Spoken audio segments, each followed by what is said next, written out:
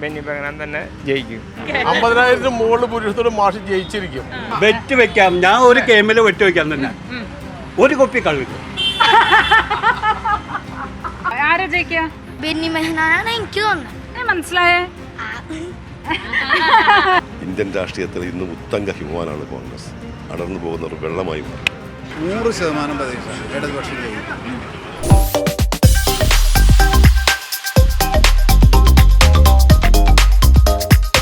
കലാഭവൻ മണി പാടി പ്രശസ്തമാക്കിയ ചാലക്കുടി ചന്തയാണ്. കോൺഗ്രസിന്റെ കുത്തക മണ്ഡലമായ മുകുന്ദപുരം ചാലക്കുടി ആയതിൽ പിന്നെ പ്രത്യേകിച്ച് അങ്ങനെ ആരോടും മമത കാട്ടിയിട്ടില്ല. അതുകൊണ്ട് ആരും അമിത ആത്മവിശ്വാസത്തോടെ ചാലക്കുടി കയറണ്ട. കോൺഗ്രസിന്റെ കരുത്തുറ്റ നേതാവും സിറ്റിംഗ് എം പിയുമായ ബെന്നി ബെഹനാനെ നേരിടാൻ അതുകൊണ്ട് തന്നെ CPM ഇത്തവണ തന്ത്രം അല്പം മാറ്റിപ്പിടിച്ചിട്ടുണ്ട്. സൗമ്യതയുടെയും ജനകീയതയുടെയും ഒക്കെ മുഖമായ പ്രൊഫസർ C രവീന്ദ്രനാഥ് വരുമ്പോൾ സീൻ അല്പം മാറുന്നുണ്ട്.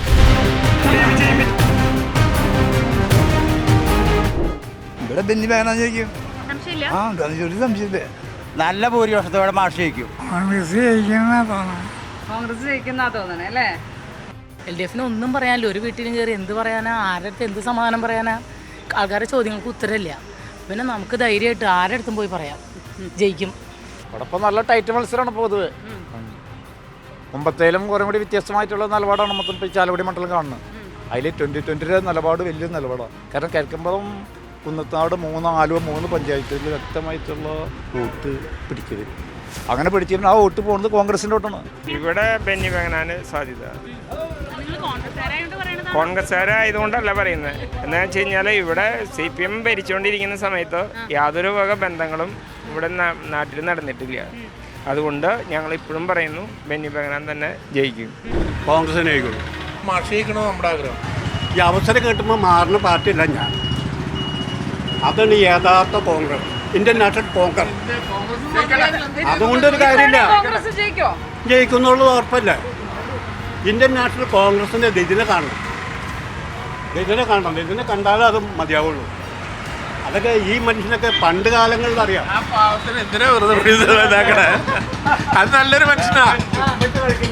ഇന്നിപ്പോ 50 പേരായിട്ട് പോയെന്നാ വാർത്ത കേട്ടെ. 50 പേര്. നിങ്ങൾ ആദ്യം വെച്ചേ, നിങ്ങളൊക്കെ ഇഷ്ടം പോലെ ആൾക്കാർ BJPയിൽ പോയിട്ടുണ്ടല്ലോ. ആരാ പറയണേ? നിങ്ങൾ ബംഗാളൊക്കെ എവിടെ പോയി? ഒരു സ്ഥലമില്ല നിങ്ങൾക്ക്.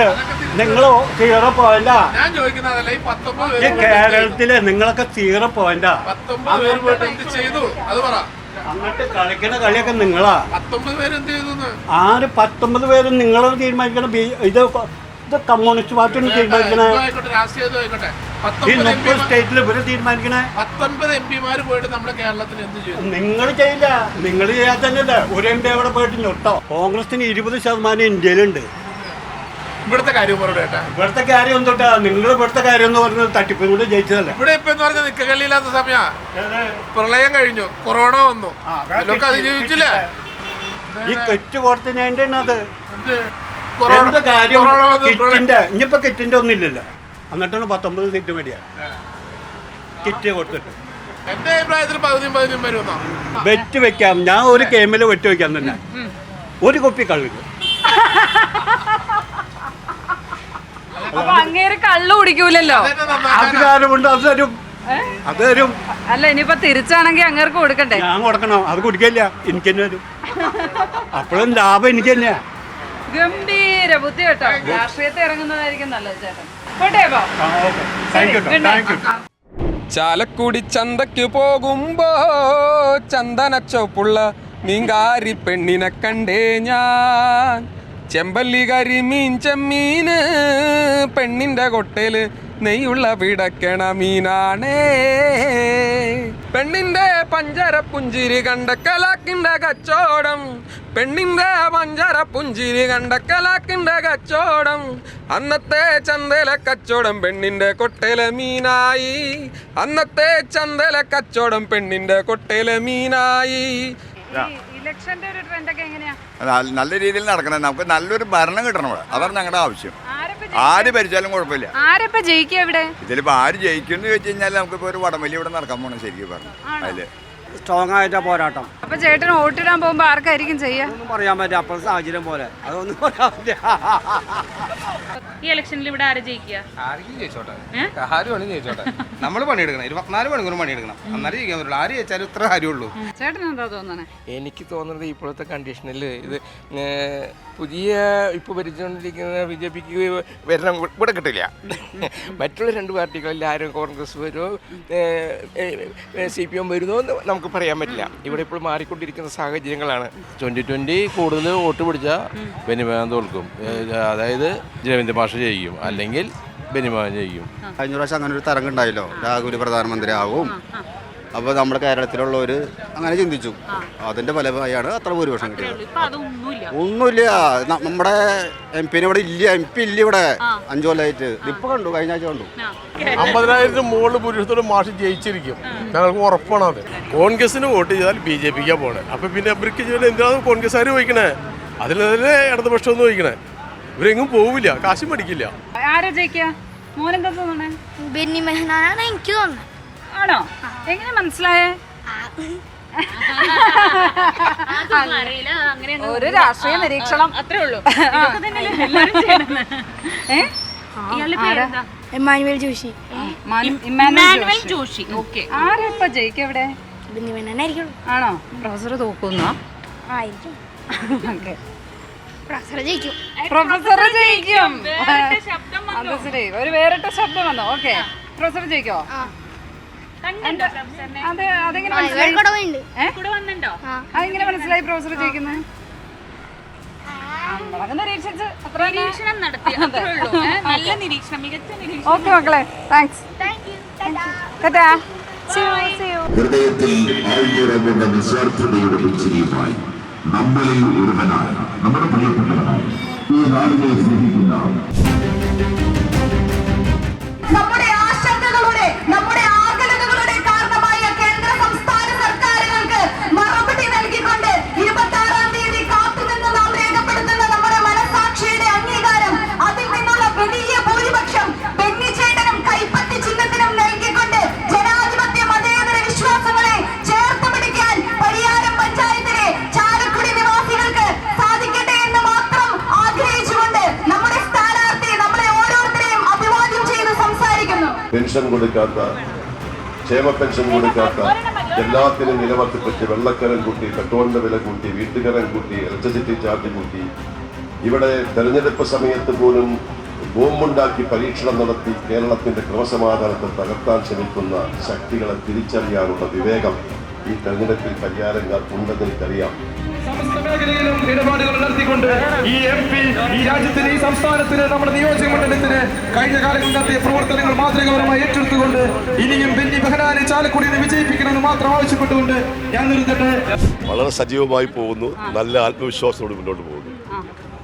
തെരഞ്ഞെടുപ്പിൽ വളരെ സജീവമാണ് എല്ലാവരും, വളരെ ഉഷാറാണ്, വളരെ ഉഷാർ. ഒരു കാലഘട്ടത്തിലും കാണാത്ത ഒരു ഉത്സാഹവും ആവേശവും ഈ തെരഞ്ഞെടുപ്പിൽ കാണുന്നുണ്ട്. ഫണ്ടിന്റെ ചെറിയ പ്രശ്നം ഉണ്ടെന്നൊക്കെ പ്രവർത്തകർ പറയുന്നു. രാഷ്ട്രീയ പ്രവർത്തനത്തിൽ ഞങ്ങളുടെ അസറ്റ് എന്ന് പറഞ്ഞെങ്കിൽ ജനങ്ങളാണ്. ആ ജനങ്ങൾക്ക് അതിന് യാതൊരു കുറവുണ്ടായില്ല, അത് വസ്തുചിത്രവും. അങ്ങനെ ഏതെങ്കിലും ഒരു സാമ്പത്തിക ബുദ്ധിമുട്ടുണ്ടാക്കി കോൺഗ്രസിനെ തളർത്താമെന്ന് ആരെങ്കിലും വ്യാമോഹിച്ചിട്ടുണ്ടെങ്കിൽ അവർ മൂഢന്മാരാണ്. അങ്ങോട്ടും ഇങ്ങോട്ടും മാറാറുണ്ട്. അപ്പോൾ ശക്തനാണ് എതിരാളി. ഞാൻ ആരെയും അവരുടെ ശക്തി കുറച്ച് കാണിക്കാനൊന്നും പോകുന്നില്ല. അതിനേക്കാൾ ശക്തമാണ് ചാലക്കുടി UDF. എതിരാളിയേക്കാൾ ശക്തമാണ് UDF സംബന്ധിച്ചിടത്തോളം ചാലക്കുടി. ആ ചാലക്കുടിയിൽ ഒരു ചെറിയ പോറ പോലും ഒലിപ്പിക്കാൻ ഈ തെരഞ്ഞെടുപ്പ് സാധിക്കില്ല. നമ്മളത് തൃശ്ശൂരിൽ നിന്നാണ് ഇങ്ങോട്ട് വരുന്നത്. കരുണാകരൻ്റെ വീട്ടിൽ, കരുണാകരൻ്റെ സ്മൃതി മണ്ഡപത്തിന് സമീപത്ത് വെച്ച് പത്മജയുടെ നേതൃത്വത്തിൽ ഒരു സംഘം കോൺഗ്രസ്സുകാർ BJPയിൽ അംഗത്വം എടുക്കുന്നത് കണ്ടിട്ടാണ് ഇങ്ങോട്ട് വരുന്നത്. അത്തരം കാഴ്ചകൾ ഈ തെരഞ്ഞെടുപ്പ് കാലത്ത് കോൺഗ്രസിൻ്റെ ആത്മവിശ്വാസത്തെ കുറയ്ക്കുന്നുണ്ടോ? കോൺഗ്രസിൻ്റെ ആത്മവിശ്വാസത്തെ ഒട്ടും കുറയ്ക്കുന്നതിന് തെളിവാണല്ലോ അവിടെ മുരളി സ്ഥാനാർത്ഥിയായതും അവിടെ തെരഞ്ഞെടുപ്പ് പ്രവർത്തനവുമായിട്ട് മുന്നോട്ട് പോകുന്നു. ആളുകൾക്ക് മുന്നിൽ വിശദീകരിക്കാൻ പറ്റുന്നുണ്ടോ ഈ കാര്യം? എന്തുകൊണ്ട് പാർട്ടി മാറുന്നവരുടെ വിശ്വസനീയത നഷ്ടപ്പെടുന്നവരല്ലേ? ഞങ്ങൾക്ക് വിശദീകരിക്കാൻ എന്താ കുഴപ്പം? ഇന്ത്യൻ നാഷണൽ കോൺഗ്രസിൽ നിന്ന് വിട്ടുപോകുന്നവർ കോൺഗ്രസ്, ഞാൻ ഒരു കാര്യം പറയാം, കോൺഗ്രസ് ഒരു ഹിമാലയ പർവ്വതത്തിൽ നിന്നും മഞ്ഞുകെട്ട് അടർന്നു പോയാൽ ഹിമാലയ പർവ്വതത്തൊന്നും സംഭവിക്കില്ല. പോകുന്ന മഞ്ഞുകെട്ട് ഒരു വെള്ളമാണ്. ഇന്ത്യൻ രാഷ്ട്രീയത്തിൽ ഇന്ന് ഉത്തങ്ക ഹിമവാനാണ് കോൺഗ്രസ്. അടർന്നു പോകുന്നവർ വെള്ളമായി മാറും. All the best.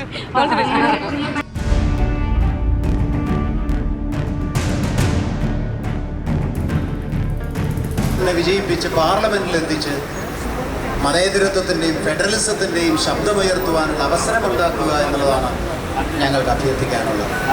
ഇവിടെ നിങ്ങൾ നൽകിയ ഉജ്ജ്വലമായ സ്വീകരണത്തിൽ ഹൃദയം നിറഞ്ഞ മനസ്സ് നിറഞ്ഞ നന്ദി രേഖപ്പെടുത്തുന്നു. അഭിവാദനം. വളരെ ആവേശം, വളരെയധികം ആവേശം. പറയുന്ന വാക്കിനേക്കാളപ്പുറം അതിൽ അർത്ഥമുണ്ട്. വഴിയിൽ പോരുമ്പോൾ രണ്ട് വശത്തും മറ്റേ കുട്ടികളും എല്ലാവരും ഓടി വന്ന് ഭയങ്കരമായിട്ടുള്ള ആവേശം നൽകുന്ന രീതിയിലുള്ള പ്രതികരണങ്ങളാണ് ഉണ്ടാകുന്നത്. 100% പ്രതീക്ഷ ഇടതുപക്ഷം ജയിക്കും. രാഷ്ട്രീയ സാഹചര്യം അനുകൂലമാണ്. പിന്നെ നമ്മൾ മുന്നിൽ വെച്ചിരിക്കുന്ന വികസന സങ്കല്പങ്ങൾ അനന്യമാണ്, യുണീക്കാണ്. അപ്പോൾ ഇതെല്ലാം ജനങ്ങൾ സ്വീകരിച്ചു എന്ന് ഇതിൻ്റെ ഇടയിൽ കൂടെയുള്ള പ്രചരണത്തിൽ ഞങ്ങൾക്ക് മനസ്സിലായി. കാരണം മതേതരത്വം നഷ്ടപ്പെടുന്ന ഒരു വേദന എല്ലാവരിലും ഉണ്ട്. അത് തൊട്ടുണർത്തുകയാണ്. അതാണ് ഒരു പൊളിറ്റിക്കൽ ടാക്ടിക്സ് എന്ന് പറയുന്നത്. മനസ്സിലുണ്ടത്. കാരണം നൂറ്റാണ്ടുകൾ കൊണ്ട് വളർന്നു വന്ന വൈവിധ്യാധിഷ്ഠിതമായ സംസ്കാരമാണ് മതേതരത്വം, ഫെഡറലിസം. അതൊക്കെ വല്ലാതെ പോറലേൽക്കിട്ടുമ്പോൾ, പോറലല്ല, അതൊക്കെ ഭീഷണിയിൽ നിൽക്കുമ്പോൾ എല്ലാവരുടെയും മനസ്സിലതിന് വേദനയുണ്ട്. ആ വേദനയെന്ന് ഉണർത്തിയാൽ അത് മതേതര ഇന്ത്യക്ക് വേണ്ടിയുള്ള പോരാട്ടവും. അതാണ് ഇപ്പോൾ ഞങ്ങൾ നടത്തുന്നത്.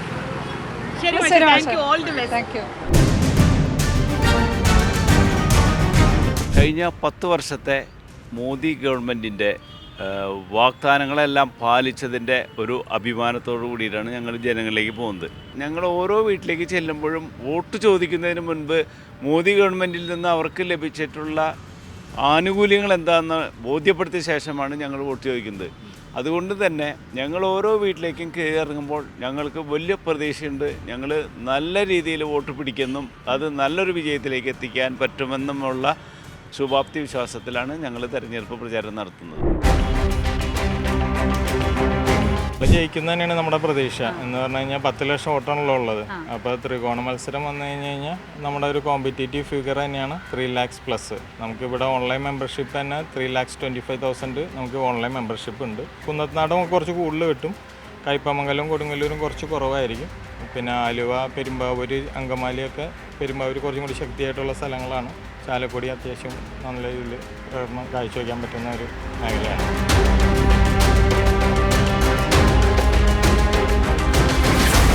കുറഞ്ഞത് 3 നിയമസഭാ മണ്ഡലങ്ങളിൽ ശക്തമായ സാന്നിധ്യമുള്ള 2020.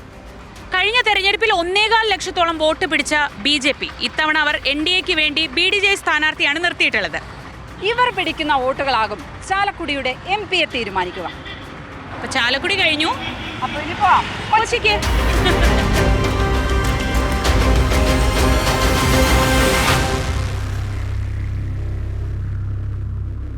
Ignite your career with Missile Women of India, Nurul Islam Center for Higher Education. Al Muqtadar Jewellers. 0% പണിക്കൂലി, 100% സന്തോഷം.